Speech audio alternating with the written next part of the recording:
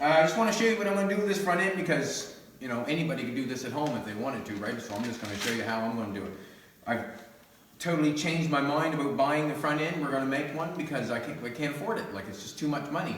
Everything's double and add tax, and I just ain't going for it. So, I really am going to build this car from top to bottom. I'm going to build the front end, I'm going to build the interior, I'm going to build every goddamn thing with this car.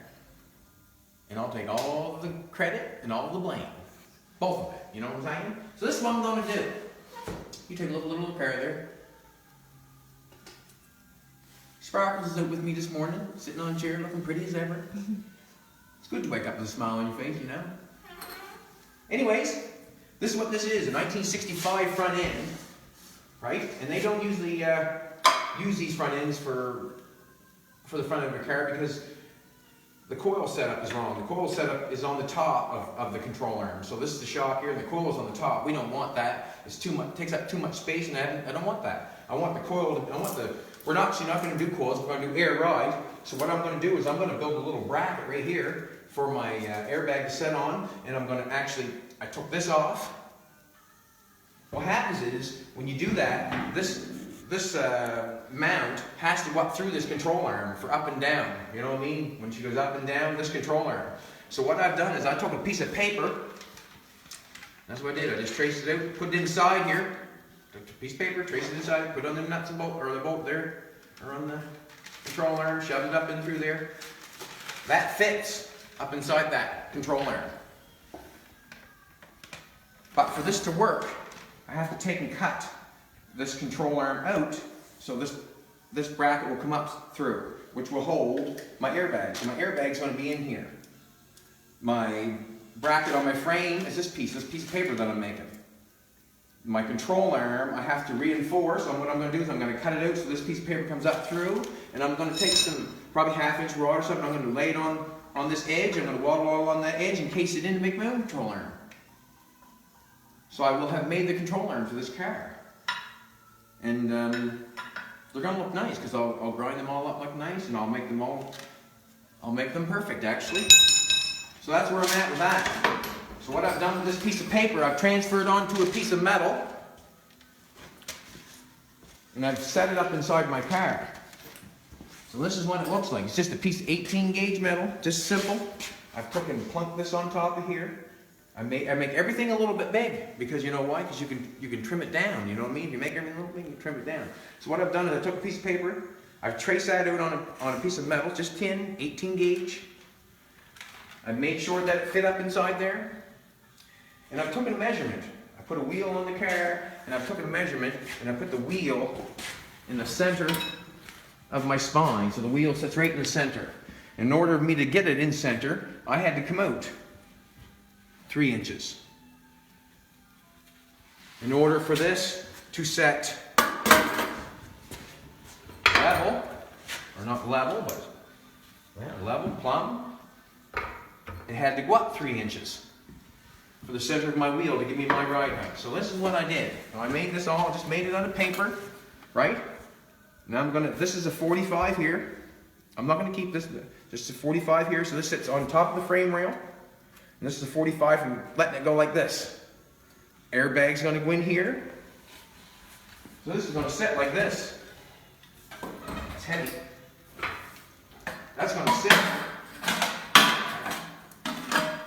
like so. Alright? Airbag's in here. Frame rail's here. I'll build a cross member for this, to hold this. And then we're going to have a radius arm.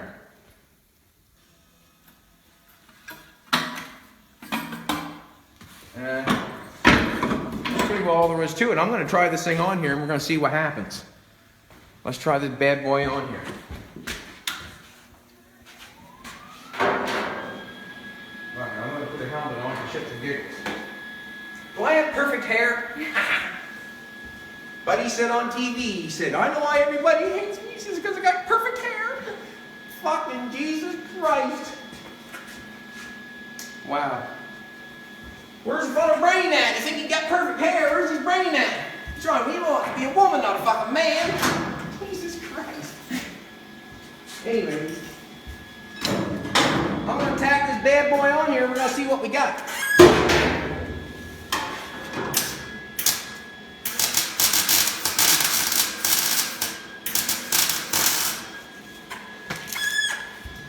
I'm gonna tell all you monkeys at home, when you tack something on, don't tack it where you can't get the grinder in to cut it off. You know what I mean? Tack it in the place where you can get at it to get it off.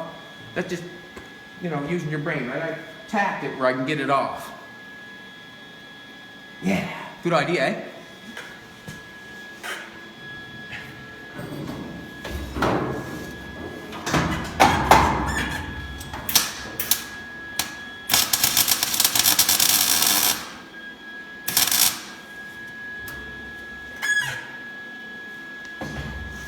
Alrighty. I shouldn't say anything because I'll probably end up falling off or something, but you know what I'm saying? Like when you tack something on your car and you gotta take it back off, because this is just a template, man. I just made this an 18 gauge. This ain't not what I'm gonna use. It's just, yeah, it's 18 gauge metal. I just wanted to show you how I'm gonna make this front end. That hit me in the knee. Oh. That hurt. Anyways, see if we can get the bad boy in here.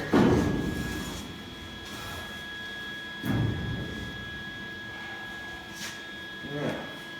I want that to come up. I figured it all out for my ride height and everything.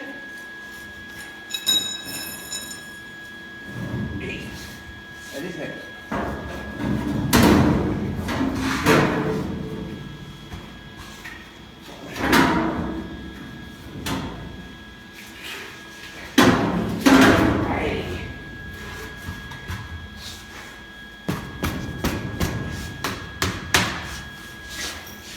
Let me get my control arm in where it's supposed to be.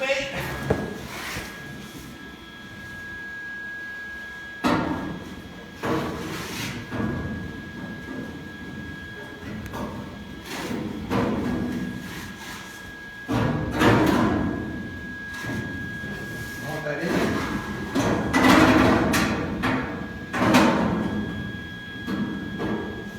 There. Got that sitting in there.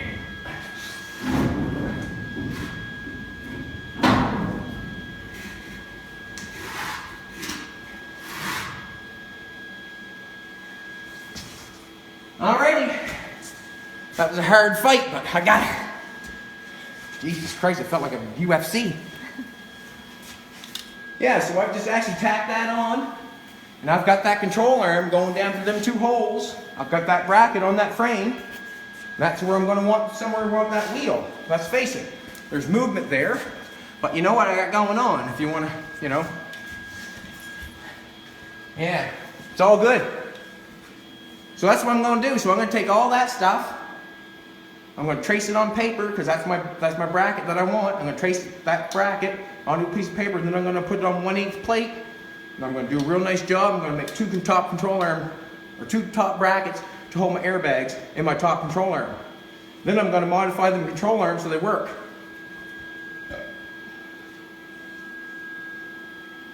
Bad check. So we're going to make a front end for that car. John's got disc brakes for it, I think.